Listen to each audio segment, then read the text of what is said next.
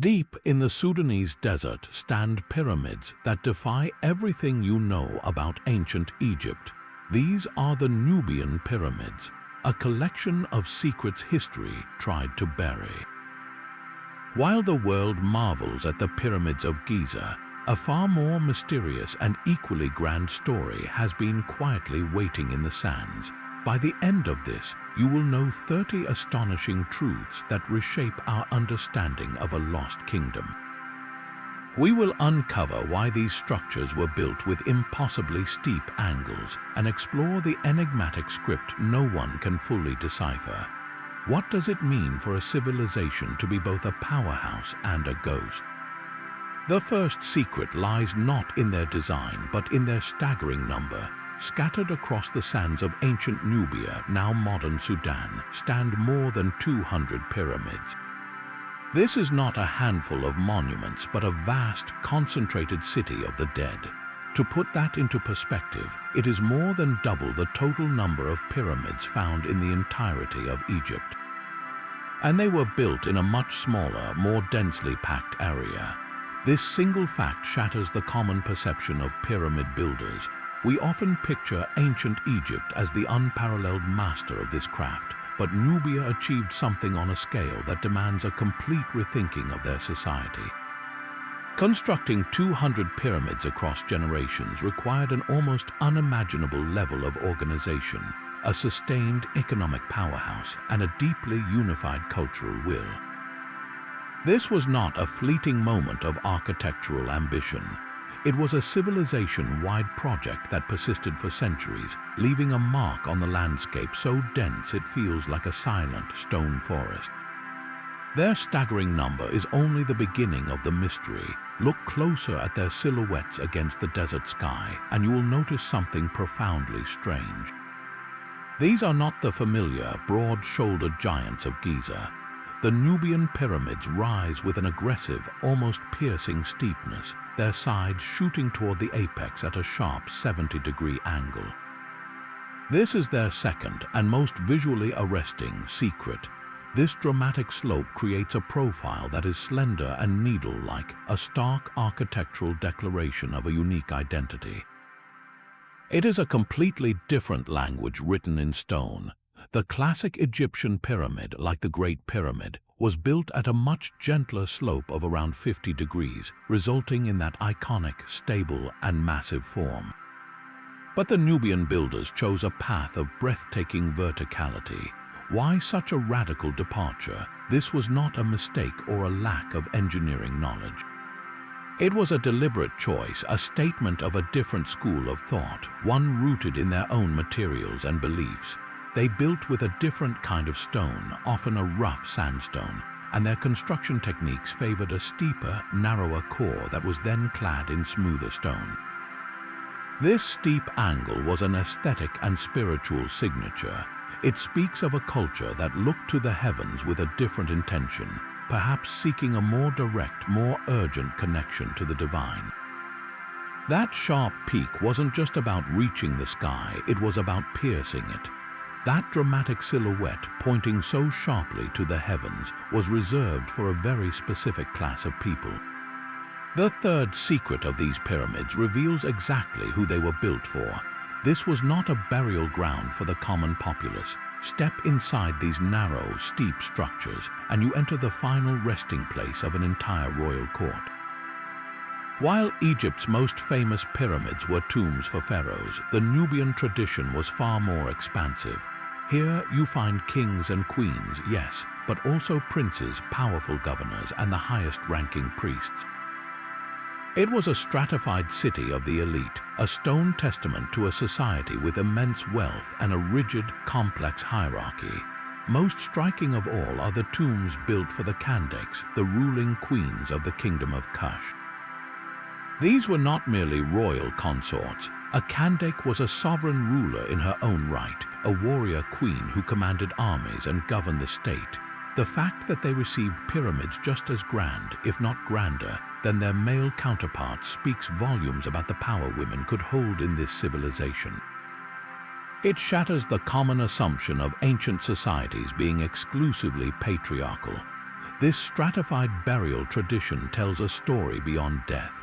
It paints a picture of a court buzzing with powerful nobles, a wealthy aristocracy that could afford such monumental send-offs, and a cultural system where the journey to the afterlife was a privilege extended to an entire ruling class. The pyramid field was not just a cemetery, it was a permanent stone replica of the Kushite power structure itself, frozen in the desert sand for eternity. But this city of the dead holds an even more intimate secret, a ritual so personal it reveals the very soul of Kushite beliefs. For some of the kings buried within these steep pyramids, their physical heart was not laid to rest with their body. In a practice that seems almost unthinkable to us today, the heart was carefully removed and buried in a separate, sacred location. This was not an act of desecration. It was a profound spiritual necessity. The heart was considered the center of a person's being, the seat of intelligence, emotion, and the very essence of the soul.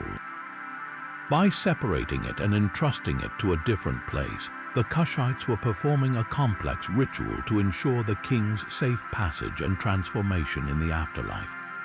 Imagine the belief that a single, complete body was not enough to contain the entirety of a person's spirit for the journey ahead. This separate heart burial suggests a belief in a soul with multiple components, each needing its own specific care and pathway to the divine. Where was the heart taken? That remains one of the great unanswered questions. Was it interred in a temple dedicated to a particular god, or perhaps buried in the king's hometown, connecting his essence to the land of his birth? This bizarre and deeply symbolic practice underscores a civilization with a sophisticated, layered understanding of life, death, and what lies beyond. A philosophy carved not just in stone, but in the very flesh of their rulers. These profound beliefs in the afterlife were centered in a place of immense power and industry. The primary stage for these rituals was the lost city of Meroë, a sprawling metropolis that served as the southern capital of the Kushite kingdom. When we picture these Nubian pyramids, we are almost always seeing the silhouettes at Meroë. This was not a remote burial ground, but the heart of a civilization. Meroë was an ancient industrial powerhouse, a center for iron production on a massive scale. The city was surrounded by vast forests, which provided the charcoal needed to fuel countless furnaces. The slag heaps, the waste from smelting iron, still litter the landscape today, giant black mounds that testify to an industry that once supplied tools and weapons across the region. This was the Birmingham or the Pittsburgh of the ancient world, a city built on fire and metal, but its influence did not stop there. Meroë was a crucial hub on international trade routes, connecting the interior of Africa with the Mediterranean world and the Red Sea. Gold, ivory, ebony, and exotic animals flowed through its markets, bringing immense wealth that directly funded the construction of its iconic pyramids. The pyramids of Meroë were not isolated monuments. They were the backdrop to a bustling, sophisticated urban center, a city that rivaled any of its time in its complexity and reach. And yet, for all its grandeur, Meroë remains a ghost in our popular history books, its story overshadowed by its northern neighbors. This omission hides a fundamental truth that a dominant, technologically advanced African empire was thriving in the Sudanese desert, building its legacy in both iron and stone. Rising from the industrial heart of Meroë, these pyramids presented a silhouette that was intentionally incomplete. A sixth secret lies in what is missing from their summits. The iconic capstone, the pyramidion that crowns every Egyptian pyramid, is almost entirely absent from the Nubian skyline. These structures were built to stand sharp and steep, yet they were designed to be flat on top, a deliberate architectural choice that has puzzled historians for generations. This was not a case of unfinished work or later damage. The builders never intended to place a final, gleaming stone at the apex. Some theories suggest the flat summit itself held a function, perhaps as a small platform for a final ritual or an offering at the moment of consecration. Others propose a far more profound symbolic meaning. Without a capstone, the pyramid does not have a definitive end. Its energy, or the spirit of the person within, was perhaps meant to flow outward and upward continuously, never sealed off from the cosmos. This open summit challenges our very definition of a pyramid. It forces us to consider that for the Kushites, the journey to the afterlife was not a path that ended with a sealed tomb, but an ongoing ascent, with the pyramid acting as an eternal conduit between the earthly and the divine. That open summit, designed for an eternal spiritual ascent, sits atop a structure far more complex than it first appears. The seventh secret of the Nubian pyramids is hidden deep within their walls, a clever construction technique that reveals a practical genius. Unlike the iconic pyramids of Giza, which were built with colossal, meticulously cut stone blocks forming a solid mass, many Nubian pyramids had a completely different internal composition. Their cores were often filled with a mix of loose rubble, sand, and rough stones. This was not a shortcut or a sign of inferior skill. It was a deliberate and resource-efficient engineering choice.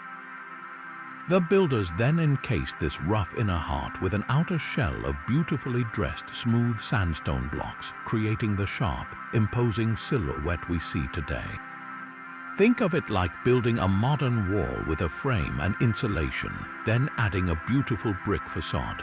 This method achieved the same monumental effect as a solid stone pyramid, but required far less quarrying, less labor to move impossibly heavy blocks, and far less time. It was a brilliant adaptation to their environment and resources, using what was readily available to create a lasting legacy. This rubble core also had a structural benefit, allowing the pyramid to settle and shift with the desert sands and temperature changes without catastrophic cracking. The external casing stones, precisely cut and fitted, bore the visual and protective burden, shielding the inner core from the elements. This was not a secret they were trying to hide, but a fundamental part of their architectural identity, a testament to a civilization that valued both grandeur and pragmatic intelligence. Yet this practical genius in construction is overshadowed by a silence that has lasted for millennia. The eighth secret of the Nubian pyramids is written in a language no one alive today can truly comprehend. Scattered around the bases of these monuments are offering tables and stone slabs called stelae, all covered in elegant cursive symbols. This is the Meroitic script, the written language of the Kingdom of Kush. The great frustration for scholars is that they can actually read it aloud. The sounds of the 23 letters are known, so the words can be phonetically pronounced. But the meaning of those words is almost entirely lost. It is like listening to a beautiful song in a foreign language. You can hear every note and syllable clearly, but the story, the emotion, the message itself remains a locked box. These inscriptions are not grand historical records. They are deeply personal, likely containing the names of the deceased, prayers to the gods, and intimate pleas for a blessed afterlife. We stand before these stones and can sound out the words of a queen's devotion or a prince's final wish, yet we have no idea what they are actually saying. Their personal stories, their specific hopes and fears, are trapped just beyond our reach.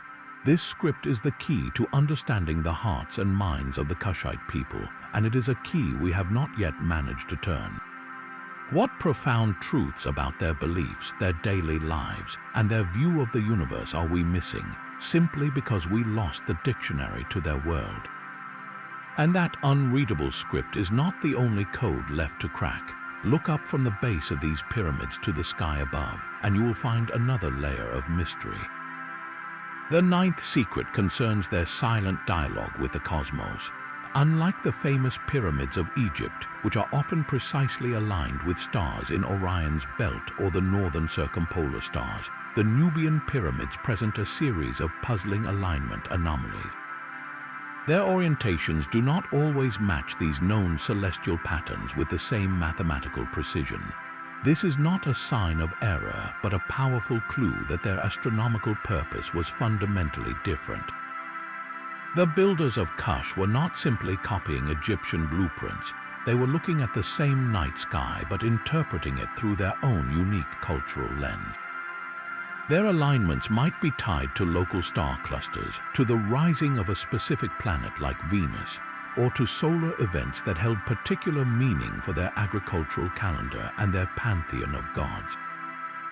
Perhaps they were mapping a Kushite-specific constellation that we can no longer identify, a pattern of stars that told their own creation story. This celestial misalignment forces us to reconsider everything. It suggests a kingdom that had developed its own sophisticated school of astronomy, one that was intimately connected to the specific landscape of Nubia and a set of spiritual beliefs we have yet to fully uncover. The stars they followed were guiding them on a different path, one whose destination remains written in the heavens, waiting for us to learn how to read it. That celestial conversation with the stars was supported by a miracle of engineering on the ground. The 10th secret of the Nubian pyramids is not found in the stones themselves, but in the earth beneath them. In the punishingly arid landscape surrounding a city like Meroë, supporting the thousands of laborers needed to build these monuments would have been an impossible feat without one critical innovation: advanced water management. The Kushites were masters of hydrology, constructing a complex network of deep wells, vast reservoirs, and carefully engineered canals to capture and control every precious drop of water. The Hafir, a massive circular reservoir dug by hand near Meroë, is a stunning example. This was not a simple pond. It was a sophisticated catchment system designed to collect seasonal rainwater from a wide area, storing it for the long, dry months. Canals would have directed this water to the city and the pyramid construction sites, providing drinking water for the workforce and for the animals hauling stone. This was the lifeblood of the entire operation. Without this mastery over their environment, the pyramids simply could not have been built. It proves the Nubians were not just conquerors and architects. They were brilliant civil engineers who tamed the desert itself to fuel their ambitions, turning a barren landscape into a cradle for one of history's most mysterious civilizations. The spiritual journey of the soul required a designated gateway, and the Kushites built one directly into the stone. Affixed to the eastern side of many pyramids was a small chapel, and carved into its rear wall was a feature known as a false door. This 11th secret reveals a portal that was never meant for the living. It was a solid block of stone, meticulously carved to resemble a real, recessed doorway with frames, lintels, and even dummy hinges. No one could ever walk through it, and that was precisely the point. Its function was entirely metaphysical. In the Kushite belief system, the soul of the deceased, their ka or life force, needed a defined path to move between the tomb and the world of the living. This false door served as that permanent, two-way conduit. During rituals, priests and family members would gather in the chapel to make offerings of food, drink, and incense. They believed the essence of these offerings would be magically absorbed through this stone portal, nourishing the spirit in the afterlife. Conversely, the soul could use this same doorway to return and receive this sustenance or to hear the prayers of its descendants. It was a brilliant architectural solution to a profound spiritual need, a permanent open line of communication between two realms. The false door was not a decorative afterthought. It was the most critical feature of the entire funerary complex, a silent stone telephone connecting the living with the dead. That silent portal for the soul hints at chambers we have yet to find. For all the secrets we have uncovered, the 12th and perhaps most tantalizing secret of the Nubian pyramids is what remains completely hidden. Many of these structures, particularly the smaller and heavily plundered ones, have never been subjected to a thorough, modern archaeological excavation. We have mapped their silhouettes and lamented the empty burial chambers robbed in antiquity, but we have barely scratched the surface of what lies beneath the surrounding sand. The real treasure may not be inside the pyramid itself, but deep underground, in subterranean annexes and undiscovered tomb shafts that looters simply missed. Imagine a smaller, unassuming pyramid, its interior chamber long since emptied. For centuries, it has been written off as a lost cause, but just a few meters below, shielded by tons of compacted sand and rubble, a completely sealed chamber could remain untouched for 2,000 years. This hidden room could contain the very artifacts that would finally allow us to translate the Meroitic script, or hold the regalia of a Kandake queen telling her story in gold and ivory. The potential is staggering. Ground-penetrating radar and other non-invasive technologies have revealed anomalies, voids that suggest hidden rooms, but the funding and focus have rarely been there to dig. This means that right now, as we speak, the complete story of the Kingdom of Kush could be waiting in a secret chamber, buried safely beneath the very pyramids we thought we had already understood. The hidden chambers beneath the sand were protected by a geographical masterstroke. Meroë's power did not rise from the desert by chance. It was anchored to one of the Nile's most formidable natural barriers, the Sixth Cataract. This was not a gentle waterfall, but a sprawling, chaotic stretch of rapids and rocky islands that made the river virtually impassable for large boats. For any army or trade caravan moving along the Nile, this cataract was a colossal, water-filled wall. By placing their capital just downstream from this barrier, the Kushite rulers turned a geographical obstacle into their greatest strategic asset. The Sixth Cataract functioned as a massive, permanent moat, protecting Meroë's flanks from invasion and giving its armies a predictable choke point to defend. This single feature made the Pyramid City a natural fortress, an almost unconquerable heartland. But its value went far beyond defense. Every trade route moving north from the African interior, carrying gold from the south, ivory from the east, and exotic woods from the west, was funneled directly to this spot. To get past the cataract, goods had to be unloaded from boats and carried overland, right through the markets and tax stations of Meroë.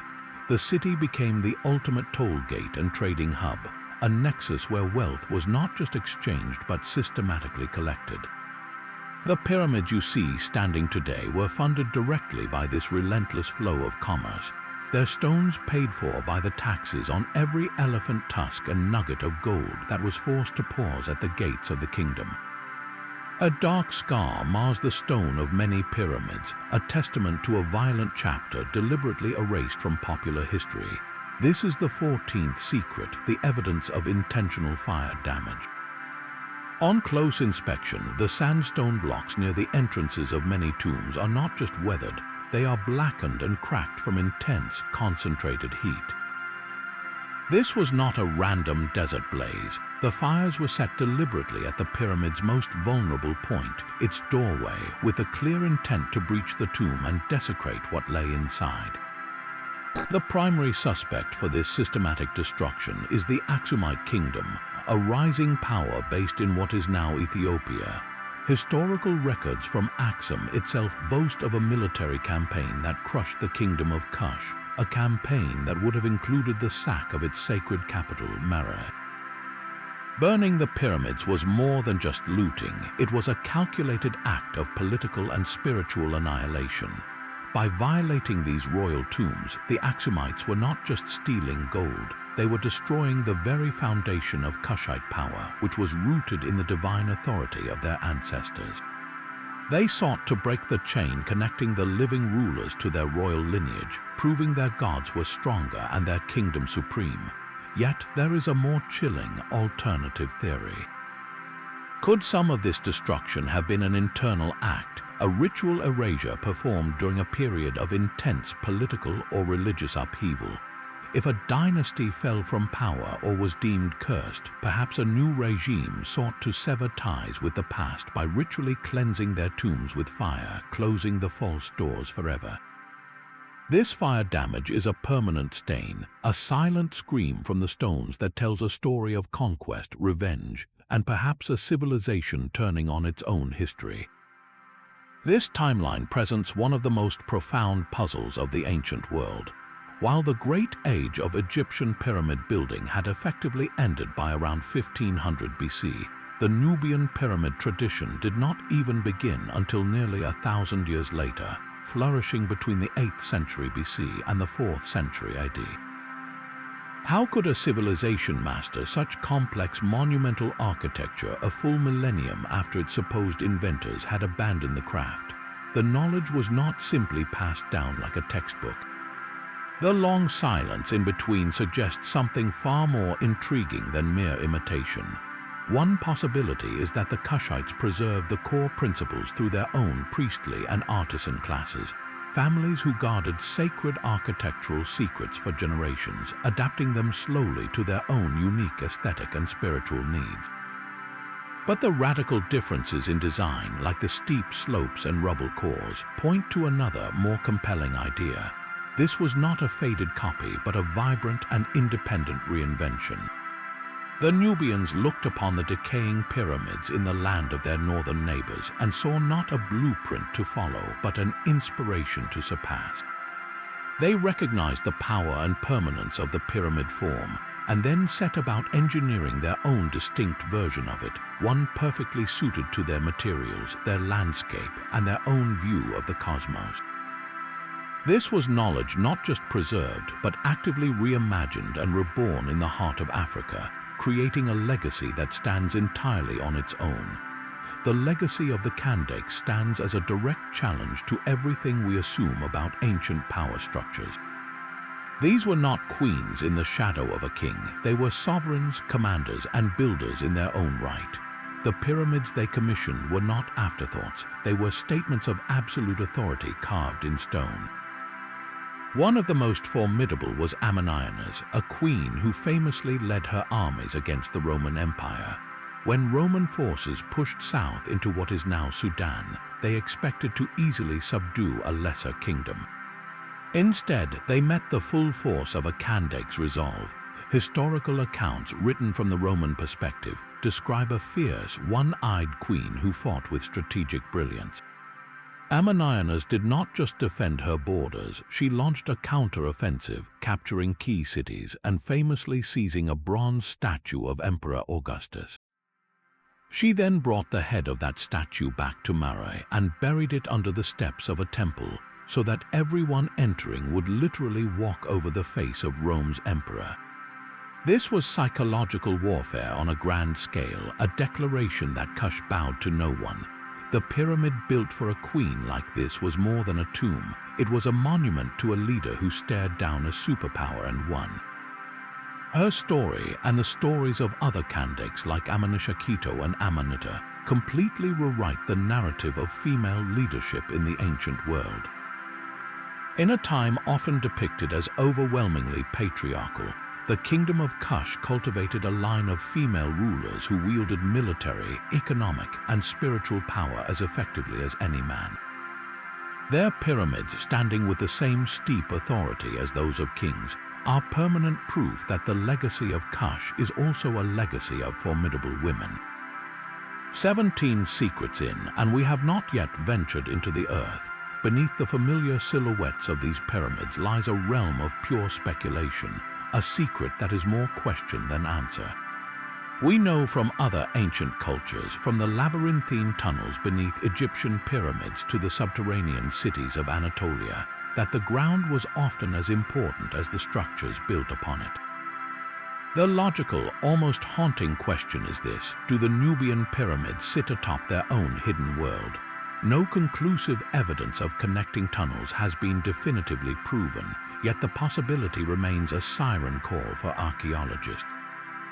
Imagine a network of narrow, rock-cut passages linking the tomb of a king to the pyramid of his queen, a private, subterranean highway for their spirits to commune for eternity. Or consider a central, hidden chamber deep below the sand, a ritual space accessible only to high priests through a secret entrance, a place for ceremonies far from the eyes of the living. The very nature of these pyramids, with their deep, rock-cut burial chambers, proves the Kushites were master underground engineers. It seems almost unthinkable that they would not utilize that skill to create a hidden spiritual geography. The desert sand has proven expert at keeping secrets. until a ground-scanning radar reveals an unexpected void, or a collapse exposes a man-made passageway leading into the darkness. This 17th secret remains a ghost in the earth, a tantalizing promise of a world still waiting to be discovered. The stone offering tables placed in the pyramid chapels were far more than simple slabs. They were the centerpiece of an intimate, ongoing relationship between the living and the dead. These tables, often carved with intricate depressions and channels, were meticulously designed for a very specific purpose. Family members would regularly visit the chapel, bringing with them offerings of bread, fruit, and jars of beer or wine. They would pour the liquids into the carved channels, watching as they flowed toward a central spout, a symbolic conduit to the world below. The solid food was placed in the smooth, circular basins. This was not a one-time funeral rite. It was a sustained act of devotion, a ritual repeated for years, even generations after a person's death. The belief was that the ka, the life force of the deceased, required continual nourishment to sustain itself in the afterlife. The essence of the food and drink was thought to be consumed spiritually, a mystical sustenance that kept the soul vital and connected to its descendants. This practice offers us a profoundly human glimpse into their world. It reveals a culture where death did not sever family bonds but transformed them. The pyramid was not a sealed monument to be forgotten. It was an active site of memory and love, a place where a son could still share a meal with his father, or a granddaughter could pour a libation for a queen she never met. The ware on these tables, smoothed by countless hands and offerings, tells a silent story of devotion that outlasted the kingdom itself. The silhouette of a Nubian pyramid is a conversation between two continents. While the fundamental shape echoes the monuments of Egypt, every detail reveals a powerful African identity. This is not a copy, but a brilliant fusion, a 19th secret hidden in plain sight. The pyramid form itself is the most obvious Egyptian loan, a testament to the long and complex relationship between the two kingdoms. Yet the moment you move past that basic triangular shape, the design becomes distinctly and proudly Kushite. The impossibly steep angles, the cramped interior chambers, and the use of a rubble core are all radical departures from Egyptian engineering principles. These were not mistakes, they were deliberate choices rooted in local materials and a different spiritual worldview. But the African influence runs even deeper. Look at the decorative elements on the chapel walls and the offering tables. The carvings often feature intricate lotus and papyrus motifs, which are classic Egyptian symbols of life and rebirth. Yet right beside them, you find the image of the African lion god, Apedemak, a uniquely Kushite deity depicted with a majestic mane and a powerful local resonance. This architectural blending created a hybrid style that could only have emerged from the kingdom of Kush. It was a civilization confident enough to borrow an idea from its powerful neighbor, and then completely reinvent it to reflect its own soul, its own gods, and its own place in the heart of Africa. Surrounding the Grand Royal Pyramids are their smaller, silent companions. These satellite structures, far more numerous than the main tombs, present a mystery of their own. Their purpose is not clearly stated in any record we can read, leaving us to piece together clues from their position and design. The most logical theory is that they served as the final resting places for the extended royal family, for favored courtiers, or for the high priests who served the kingdom. It was a way to keep the entire royal court together in death, just as they were in life, creating a permanent hierarchy in the desert. But their sheer number suggests another, more intriguing possibility. Perhaps these smaller pyramids were not tombs at all, but symbolic monuments.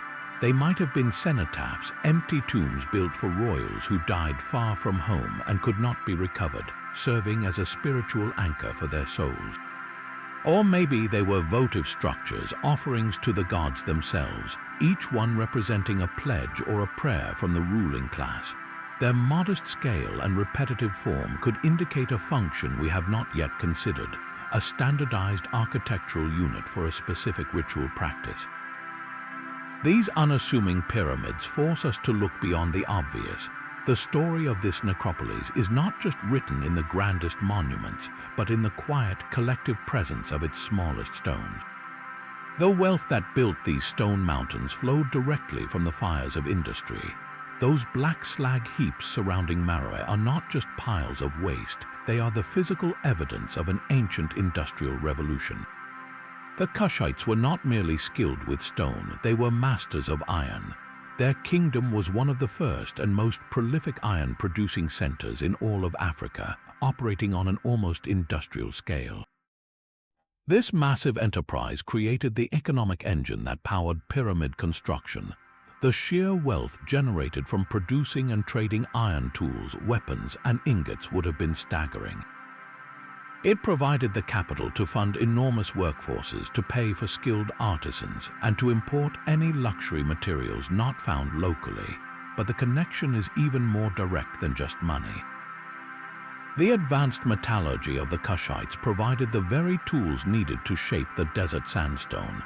Think of the chisels, the pickaxes, the drills, and the heavy tools required to quarry millions of stone blocks and carve intricate hieroglyphs. A bronze chisel would have been useless against the tough Nubian sandstone, blunting and breaking after minimal use. It was iron, hardened in the furnaces of Meroë, that gave the stonecutters the durable, sharp edges they needed to execute their vision with precision. The pyramid and the smelting furnace were two sides of the same coin, one representing spiritual ambition, the other the tangible, fiery might that made that ambition possible. This turns the entire site into a single, integrated complex where the clang of the blacksmith's hammer echoed as loudly as the chant of the priest, both essential to raising a kingdom of the dead towards the sun. The very stones that witnessed such profound devotion would soon be shattered by greed. In the 1830s, an Italian treasure hunter named Giuseppe Ferlini arrived in Sudan, armed not with reverence but with dynamite. He was a doctor by trade, yet his true obsession was gold, and he was convinced it lay hidden within the pyramids of Meroë. Ignoring the historical significance of the structures, he saw them only as treasure chests to be cracked open. His method was as brutal as it was effective. He and his crew would scale a pyramid and plant explosives at its summit, blasting the top completely off to create a crater from which they could dig downward. Through this calculated vandalism, he succeeded in finding a single, spectacular hoard within the pyramid of a queen, a cache of exquisite gold jewelry that had eluded ancient looters. But the cost was catastrophic. He left multiple pyramids decapitated, their elegant profiles permanently scarred, their structural integrity compromised for generations. The treasure he ripped from the earth was then scattered across Europe, sold to museums in Berlin and Munich where the artifacts remain today, utterly divorced from their original context. Ferlini's story is a stark lesson in the difference between discovery and destruction. He found gold, but he lost the story, proving that a treasure hunter's prize can become an archaeologist's eternal tragedy. But even the most powerful industrial centers can falter, and the kingdom's heart did not always beat in the same place. The sacred city of Napata, nestled at the foot of the holy mountain Jebel Barkal, was the original cradle of the Kushite pyramid-building tradition. For centuries, it was the spiritual and political core of the empire, the place where kings were crowned and buried. Then, almost mysteriously, the royal focus shifted hundreds of miles south to Meroë. This was not a simple change of address, it was a fundamental reordering of the entire kingdom.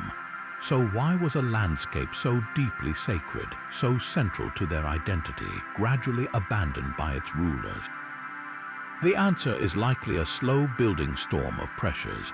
One compelling theory points to the environment.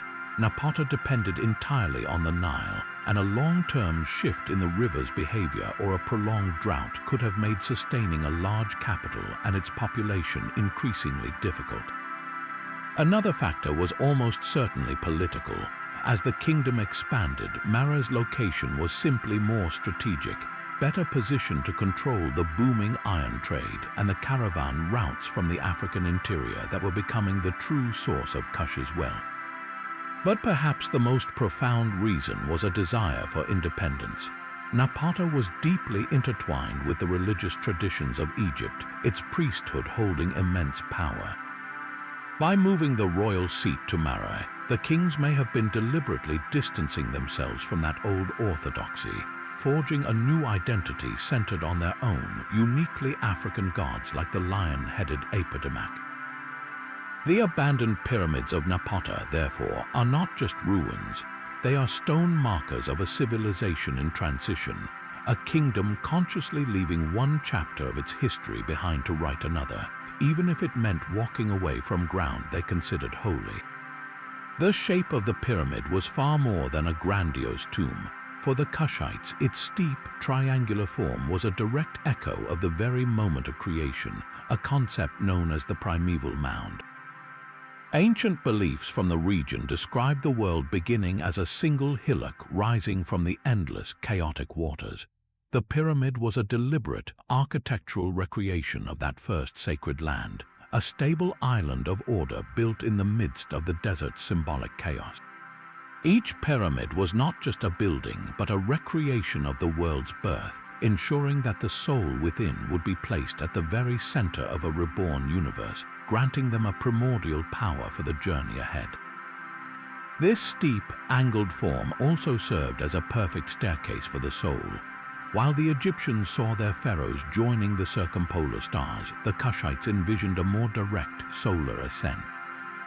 Their pyramids, particularly with those sharp, piercing summits, were designed as a ramp for the spirit to climb, a stone pathway leading directly to the sun god. The eastern-facing chapels and false doors were positioned to catch the first rays of dawn, a daily invitation for the soul to begin its climb heavenward. This was a different kind of celestial journey, one that favored a swift, vertical climb to the sun's embrace over a slow drift to the starry sky. The pyramid was not a final resting place, but a dynamic launch pad, a stone catalyst for a soul's ultimate transformation. The story of these pyramids does not begin and end at Meroë. To find their origins, you must travel north to the older, more weathered sands of Nuri and El Karu. These are the lesser-known pyramid fields, the spiritual nurseries where the entire tradition first took root, and their evolution tells a story of a kingdom finding its monumental voice. At El Karu, you stand at the very genesis. The earliest royal burials here were not pyramids at all, but simple, circular tumuli, mounds of earth and stone marking the graves of the earliest Kushite chieftains. You can see the idea of the pyramid slowly germinate. The first true pyramids built here for kings like Pi, who conquered Egypt itself, are small, steep, and almost experimental. They are the architectural seedlings from which the grand forest of Meroë would eventually grow. Then, just across the Nile, lies the royal cemetery of Nuri. This is where the form truly blossomed. The pyramids here, built for the successors of Pi, are larger and more refined. The most stunning of all is the Pyramid of Taharqa, the most powerful of all the Kushite pharaohs. His monument is the largest pyramid ever constructed at Nuri, a colossal statement of power that still dominates the skyline. Yet even here, the Nubian identity shines through, with its characteristically steep sides and unique internal layout. Nuri and El Karu represent the foundational chapters of this story, a dynasty's first bold attempts to carve its legacy into the earth, long before the industrial might of Meroë was ever imagined. They are the quiet, ancestral homes of a pyramid-building tradition that would one day cover the desert in stone. A dark question lingers around the tombs of the earliest Kushite kings, a whisper of a practice so extreme it challenges our view of their civilization. Deep within the oldest royal burials at sites like El Karu, archaeologists uncovered a grim arrangement. The king's body was not alone. Surrounding his central chamber were the remains of his closest servants, his guards, and even his horses. These were not bodies laid to rest after a natural death. The positioning and evidence suggest they were interred alive, a final, terrifying act of devotion to accompany the ruler into the afterlife. This was retainer sacrifice, a ritual ensuring the king would have his entire court with him for eternity. The air in those sealed chambers must have been thick with the ultimate expression of loyalty and absolute power, a belief system where the bond between master and servant transcended death itself. Yet this practice did not last. As you move forward in time to the pyramids of Nubian and then to the grand cemeteries of Meroë, the evidence for this ritual vanishes completely. The later tombs contain only the single royal occupant. This is not an oversight. It marks one of the most significant and humane cultural shifts in the ancient world. Why did they stop? The abandonment of retainer sacrifice speaks to a society evolving, perhaps developing a new concept of the afterlife that did not require such a brutal physical escort. Maybe the growing influence of other cultures or internal ethical reforms within the priesthood led to the realization that such a cost was too high. This transition reveals a civilization capable of profound change, one that began its journey with a stark display of power but chose to leave that particular tradition buried in the sands of its own past. The same merciless sun and desiccating winds that made life a struggle in ancient Nubia became the greatest guardian of its secrets. This hyper-arid climate, with its minimal rainfall and relentless dryness, created a perfect natural preservative, sealing tombs in a state of suspended animation. In more temperate parts of the world, organic materials like wood, textiles, and food would have vanished without a trace, consumed by mold, insects, and decay in a matter of centuries. But here, in the dry sands of Sudan, time itself seems to slow down. Archaeologists have made discoveries that would be unthinkable almost anywhere else. They have found fragments of intricately woven linen, its patterns and colors still faintly visible, cloth that once draped a royal body.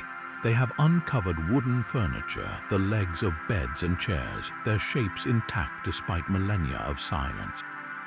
Most haunting of all are the traces of food offerings left for the journey to the afterlife, desiccated grains and the remains of fruits placed in bowls for a feast that never began. These fragile remnants offer a richness to the archaeological record that stone alone can never provide.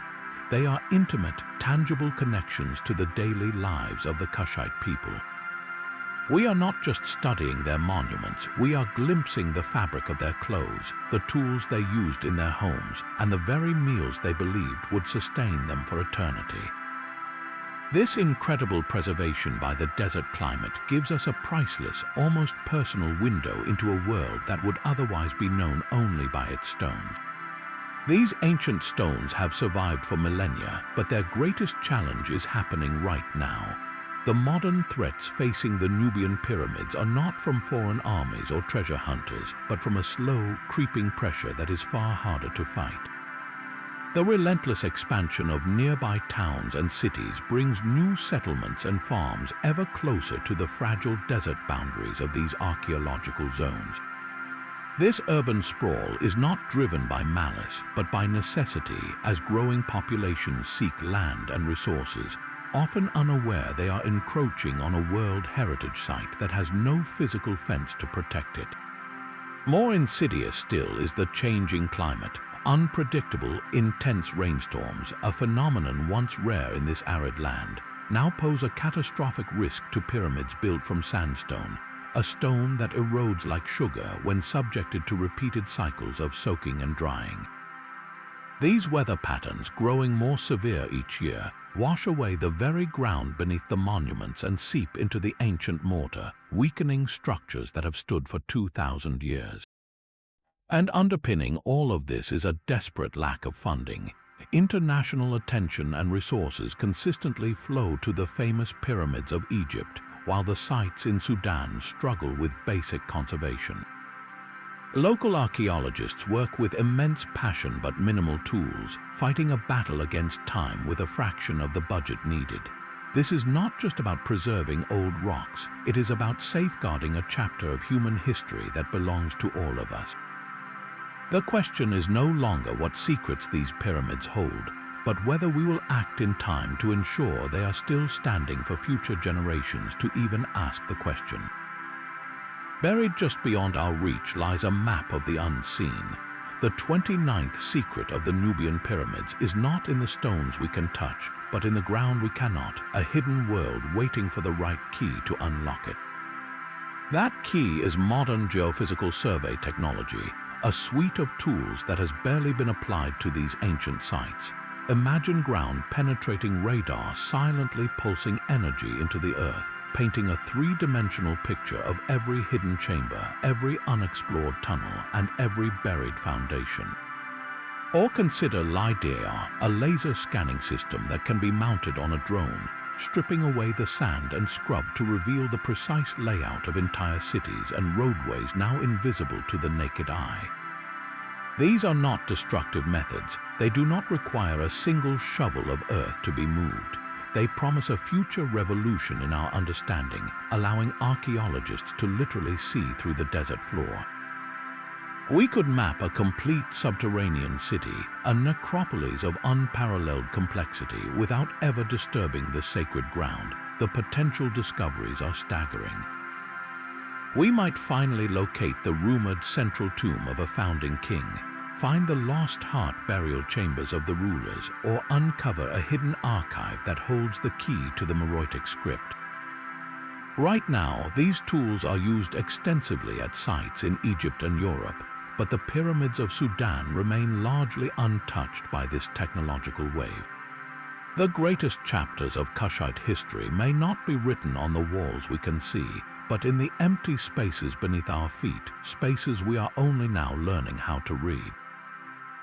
These stone mountains are far more than a forgotten kingdom's ghost.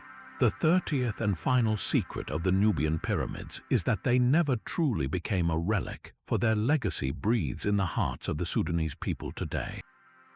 In a nation often defined by modern challenges, these ancient structures stand as an unshakable source of national pride and a direct line to a glorious past.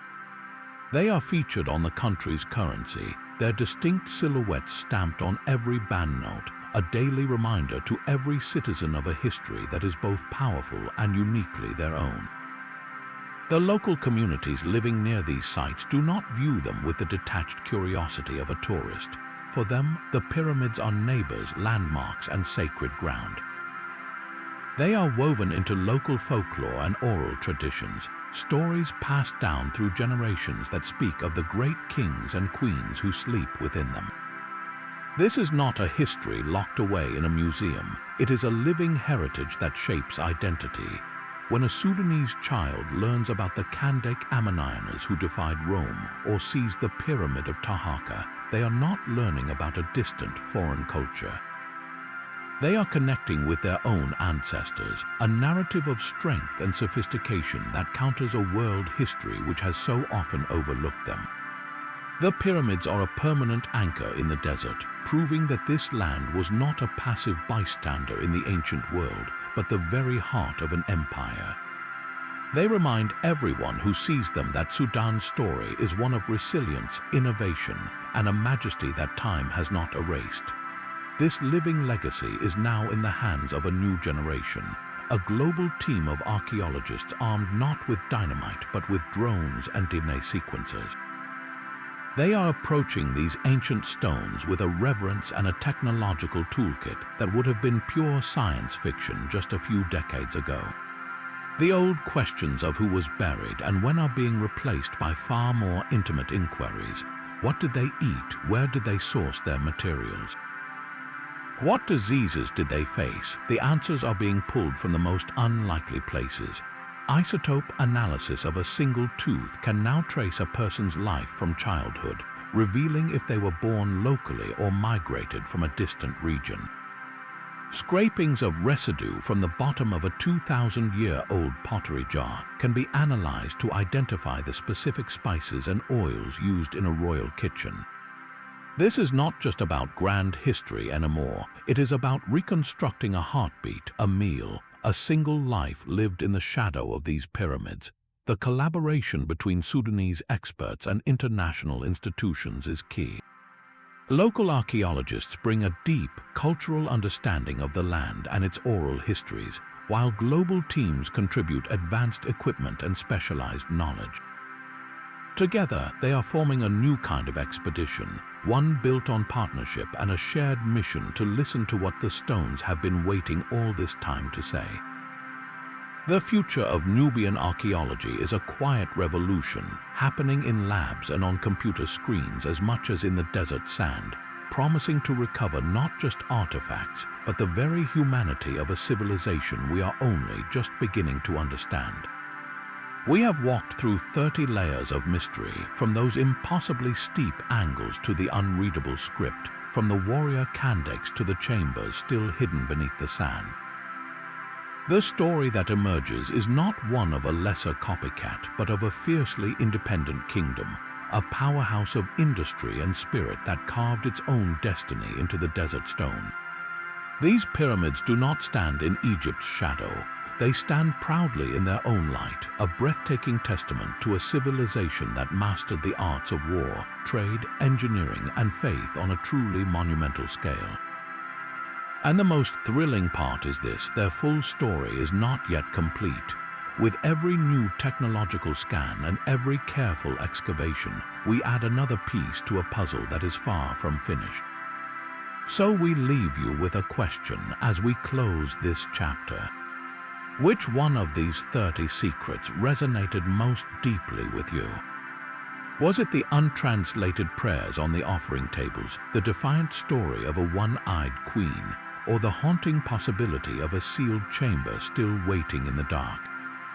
Share your thoughts below, and if you enjoyed this journey into history's hidden corners, be sure to subscribe for our next exploration into the forgotten stories of our world.